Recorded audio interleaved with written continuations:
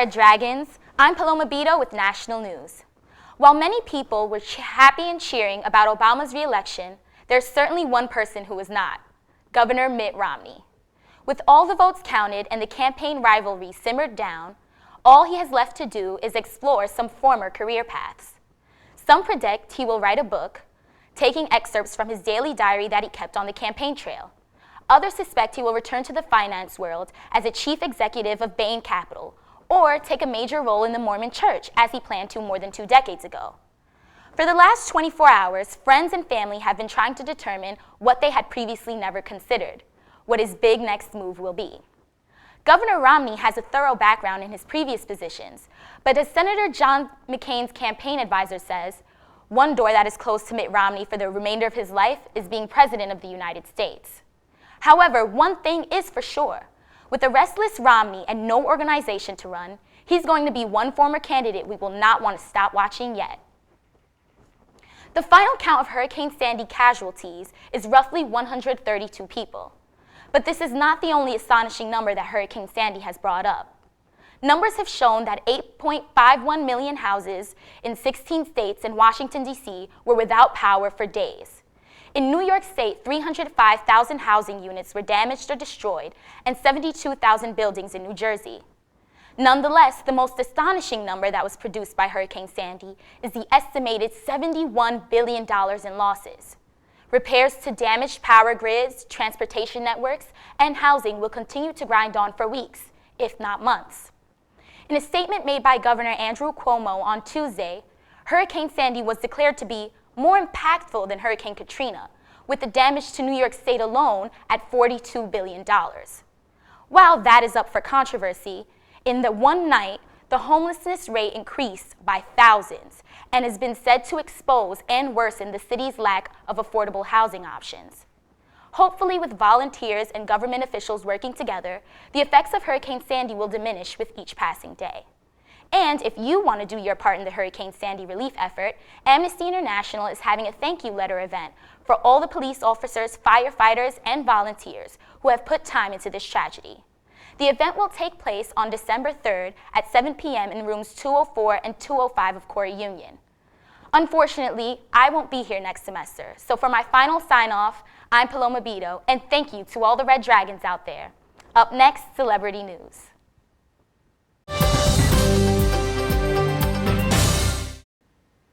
Hi guys, welcome back to CSTV, and I'm Katie Kellis. I'm Sydney Afari, and this is Celebrity News. Today we're going to be talking about all of the recent and not so recent events that happened throughout the year, the ones that really got your attention. So let's start off with Sydney. What do we got to talk about? Okay, well, first off, you guys know about Chris Brown and Rihanna, how she got beat up back in 2009. Well, they're back together. Of course. Ooh, shock. Are you shocked? No, I'm not shocked at all. I don't know why Rihanna has such a bad history with him, but something's definitely pulling them back together. I don't know what it could be. And it was almost 4 years ago, 2009. In February, it'll make it 4 years that she got her ass beat. And then now they're just together. They have pictures on Tumblr and on Instagram of her like straddling him and stuff, and just, they look all lovey-dovey. I don't know. Whatever. I don't mind. I don't care, really. I don't understand though. Like the most recent news about him, I guess he deleted his Twitter because he was bashing some girl back and forth. So Rihanna, honestly, you could do better. Stop going back to him. There's so many other people out there. Chris Brown is not one of them. Agreed. Yeah. Anyways, new news, better couples. Well, go ahead, Katie. Okay. So of course everyone knows about K-Sue and Robert Patterson. Yes. So I don't know if you guys remembered her cheating on him. It was a pretty big story. While she was taping her Snow White and the Huntsman, I guess she got it on with one of the producers or directors. Not sure which one, not really important. Rupert. Because honestly, Bad name. she's stupid. What are you doing with your life? You have Robert Patterson, and then you go and get some old guy who has a wife and children. Are you not thinking clearly? Obviously not. And then, Robert felt like a terrible, like not terrible, but he felt stupid. He got betrayed. He went and hid out at Reese Witherspoon's house because all the paparazzi were getting at him and trying to figure out what how he felt about it. So, like, I don't blame him for doing that. But now, I don't understand, all of a sudden you're back together. I guess the movie probably helped with a lot of that, with all the new premieres and everything. It did. The publicity kind of forced them to be together, I would say. Yeah, I mean, I don't know. there was so many, like, people hating on her and people were defending them, saying that they should go back together or how it might ruin this movie. But you know what? Like, things happen, and I guess they're trying to get over it. So we'll see what happens. Did you see Breaking Dawn, Katie Kellis? Oh, I did, Sydney. It was so good. Yeah, I hope everybody else sees it soon. It was really, really good. A little bit tear at the end. Kind of sad it's all done. It's the ending. It's like the end. There's no more now. If you didn't see it, I suggest you see it over Christmas break or something. I saw it Thanksgiving break twice. It was really good. Oh, twice. Look at that. Yeah, I went hard for it. Anyway, in other news, now that that's axed, Taylor Swift, there's a lot of relationship drama going on this year. As we all know, Taylor Swift has had 1,000 boyfriends. But more like she's had like 5. She's run through Joe Jonas, Taylor Swift, Jake Gyllenhaal for like 2 months. And her most recent was Connor Kennedy. He's Kennedy's son, which is a little weird. He's 19 years old, and Taylor Swift is now 22, going on 23. Cougar. Very much cougar, so. But they briefly, well, not briefly, they were together for a little bit, and they recently broke up because of distance. As if she doesn't have money that she can spend on him to fly him wherever. And he doesn't either because he's a Kennedy, but it's probably because he's in high school still. He's 12, and he's probably preparing for prom, and she would have been his date, and she needed to move on. And guess who she moved on to, ladies? Sorry, Harry Styles from One Direction. All in the face hair. Just like that. I don't get it. Exactly. What's with the comb over when you have so much hair? He has so much hair on his head, and he has to take it from the back and swing. I don't know. Either way, he's Hollywood's most wanted bachelor right now, as well as the UK. So, I don't know. We'll see how they go. Hopefully, she can last through next year. It's now December. I don't know. Good luck to them, though, I guess. It's not happening, I don't think. Nope. I have no faith in you, Taylor Swift. Hopefully, she doesn't write a song, because unfortunately, he can write one back now, and it'll be in boy band form. It'll be like, na na na na na. I don't know. Talking about boy bands, we all remember that era when Britney Spears was really big? Because I sure do. Loved her. I was her for Halloween. She was my idol all throughout till now still. And she finally made it back onto the X Factor after her huge, I don't even know what you want to call it. It was a spiral. It was a tornado. It was a disaster for a couple years, actually. I don't even. Yeah, you know what? I honestly almost shed a tear when she won her most recent award. I'm not sure if it was, I think it was maybe VMAs or MTV Video Movie. Anyways, she got an award, and I was just so happy for her. She got back into the starlight, for a good reason, not for shaving her head or like driving the baby on her lap. Yeah. So hopefully she's doing really well with that. I mean, I haven't really been keeping up with it, with college and everything else going on in my life, but. If you guys are interested in checking her out, she's going to be on Wednesdays and Thursday nights at 8 o'clock on Fox on the X Factor. So definitely give her, benefit of the doubt. I think she's doing pretty well on that. Check her out. She's doing a lot better. Her judging doesn't sound so dumb anymore. It's good. She's doing better. She's doing a lot better than our friend Miley Cyrus. Miley.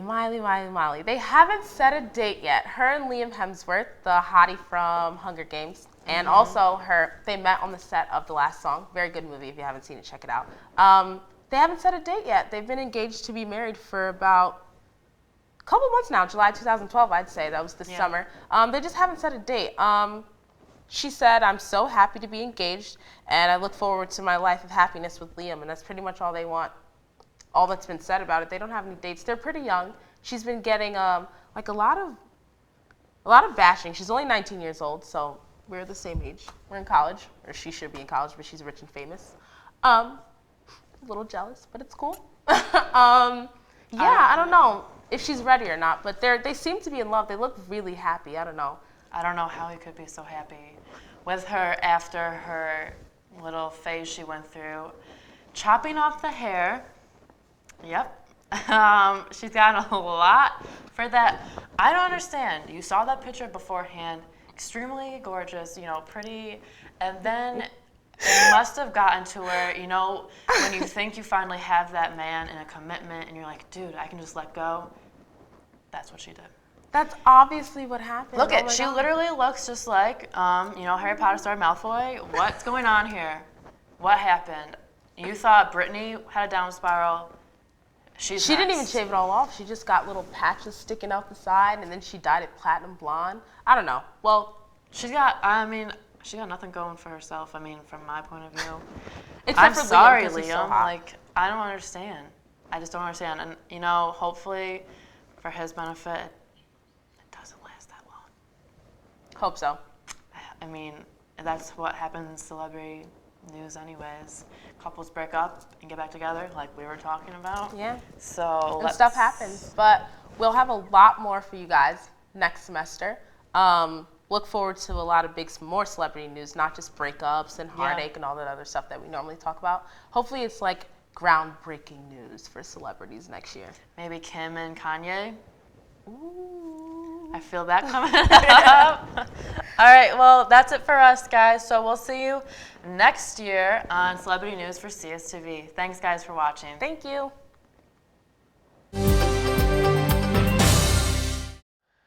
Hey everyone, it's Ryan Walker here with some campus news.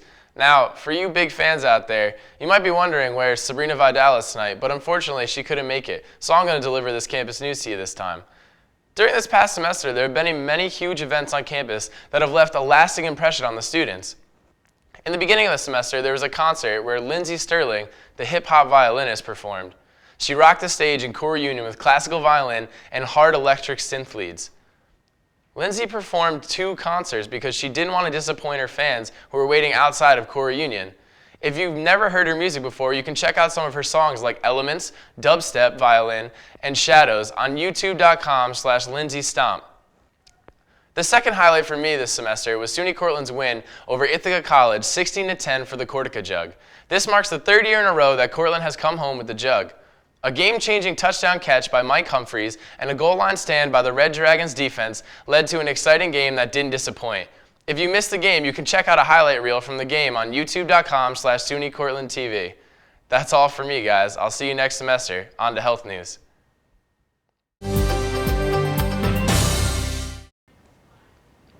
Hi, I'm Katie O'Hara. And I'm Brooke McGann, and we're here with your health news. New research on older adults in the U.S. finds that being unemployed, experiencing multiple job loss, and even going for short periods without work is tied to a greater risk for a heart attack compared with no job loss. The study was conducted by Matthew E. Dupree and colleagues from Duke University. Their analysis included looking at the links between aspects of unemployment and the risk for heart attack in 13,451 adult Americans aged between 51 and 75 years old who took part in the health and retirement study, where participants underwent follow-up interviews every 2 years between 1992 and 2010. During this time, 1,661 of the participants reported having a heart attack. The researchers worked out that risk for heart attack was a significance of 35% higher among the unemployed compared to those who had not experienced job loss, and the more jobs people lost throughout those years, the higher the risk for heart attack. They also noted that the higher risk for a heart attack linked to multiple job loss is on par with other more traditional risk factors, such as smoking, type 2 diabetes, and high blood pressure. Researchers say that conducting further studies like this is especially important given the current economical climate and the projected increases in job instability and unemployment in the U.S. Healthcare reform has been one of the most debated and controversial political topics of 2012. But what does that exactly mean for the medical world? While physicians in the United States can all agree that the healthcare system needs change, some are very weary about an interference with the doctor-patient relationship. With the proposed healthcare system, doctors are worried about the time-consuming process of the government requiring pre-approvals for medicines and procedures, which could mean less time for doctor-patient interaction. The insurance industry has become a middleman in the decision-making process of controlling issues that are normally discussed between the doctor and the patient. With the new healthcare reform, doctors fear that any control that they have over their patients' well-being will be reduced. With the United States having some of the best hospitals and physicians in the world, The healthcare payment and insurance industry doesn't seem to be matching up for most doctors. Currently, there are 300 million citizens in the United States, and about 45 million of these citizens have no insurance. 10 million of those people are in the United States illegally, which amounts to 10% of the United States population that are not insured to get treatment should they need it. Members of the health and medicine world agree that this is a problem and the system needs reform, but they are worried about the absence of a doctor-patient relationship with the current healthcare reform proposal. Doctors aim to find a way to provide care for the uninsured population of the United States without tossing out the current parts of the system that have been working thus far.